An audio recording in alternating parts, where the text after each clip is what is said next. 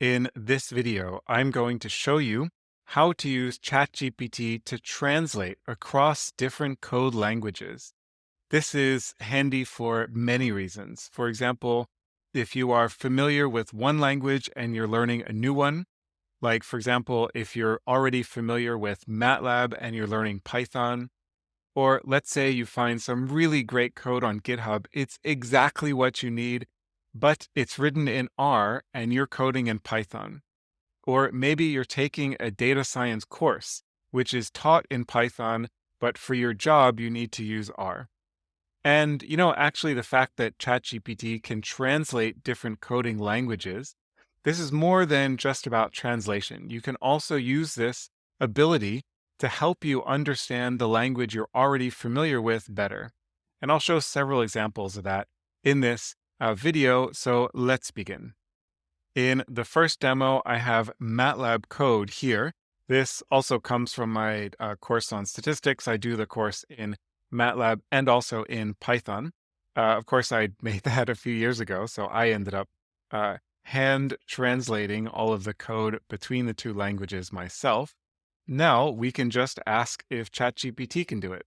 So I'm going to paste in MATLAB code. Please translate it into Python. Now, I'm not saying anything to ChatGPT about what the code means or what it does, what libraries it should use or it needs to use. And ChatGPT just basically says, sure, no problem. Here's the translated code from MATLAB into Python. It figures out all of the libraries that it needs to import.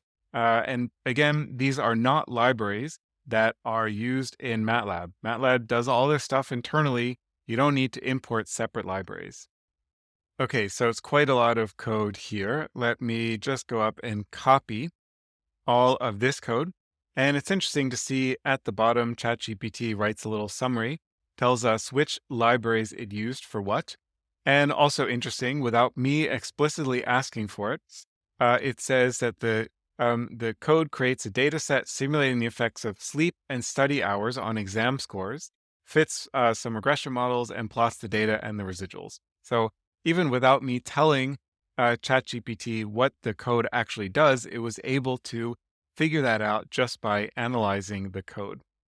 Now, in previous times when I have run exactly this same exercise, I have also gotten a message from ChatGPT explaining that it tried to keep the variable names and the syntax as similar as possible between Python and MATLAB. So it didn't actually say that here, but that, of course, is a good goal. If you want to translate code between different languages, you want the variable names and the syntax to be as similar as possible in order so that people could look at the two code files and see how they relate to each other.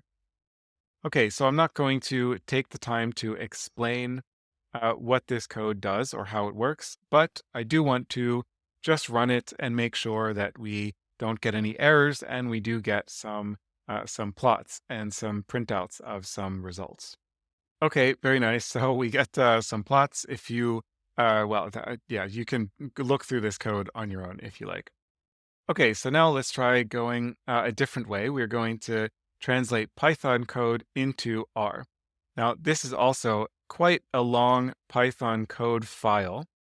And let's see if ChatGPT is able to translate it. So can you please translate the following Python code into R? And again, I'm just going to paste this code immediately right after the question mark here.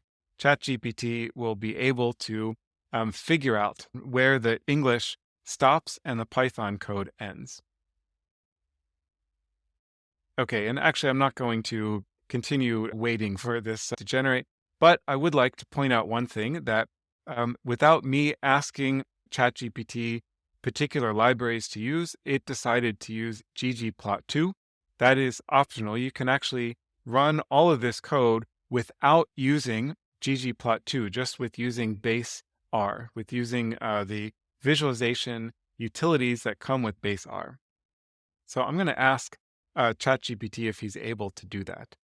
Are you able to do that translation without using ggplot2. And I think he's actually going to, he's actually going to give the full code without specifying yes. So he could have just said, yes, it's possible. You can ask me if you want that. But he's just going to give me all the code. Okay. Again, I'm going to stop it there just because we don't need to wait for that code to finish. There is one more example that I would like to show you in this video, and that is translating between different libraries. Now, if you study deep learning, or if you have studied deep learning in PyTorch, you will certainly come against this question or debate, really, of whether to study and implement your models in PyTorch or in TensorFlow. These are two different libraries. They're both in Python. And some people use PyTorch, some people use TensorFlow. There's arguments for and against them. I teach deep learning in PyTorch. I spent a lot of time debating which library to use. In the end, I went with PyTorch for reasons that I don't need to get into now. But, there's always several students every once in a while who ask me, why did I choose PyTorch? Why not TensorFlow? Can I recreate the course in TensorFlow? And so, here is a good answer to that question. I'm going to take all of this code written in PyTorch, it's quite a lot of code, and basically it just simulates some data, builds a simple artificial neural network model, and trains the model and tests it. So I am going to ask ChatGPT whether he can translate deep learning code from PyTorch into TensorFlow. And now before putting in the code, I will actually just ask the question, and ChatGPT says, of course, yes. ChatGPT always says yes. ChatGPT will never say no. You can see how much code really dumped out here. The only time that ChatGPT will ever say no is if you ask it to advise you about something illegal or, some medical condition or something. Okay, I think I will actually stop it here.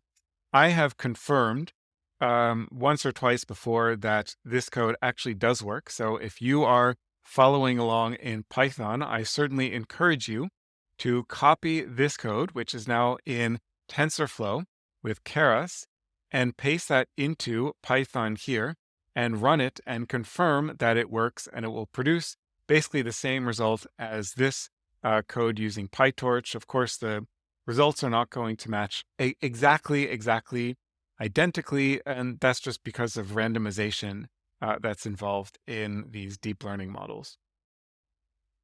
Okay, there's a couple more things I would like to illustrate to you in this video.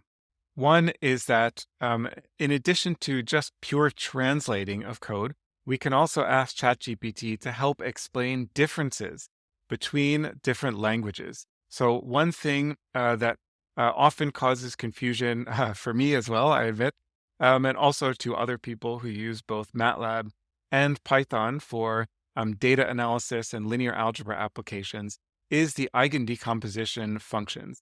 So I am going to ask ChatGPT, what is the difference between the eig function in MATLAB versus in Python? Okay, and if you do data science, if you work with eigendecomposition, and you're familiar with MATLAB and with Python, you have probably encountered this confusion before.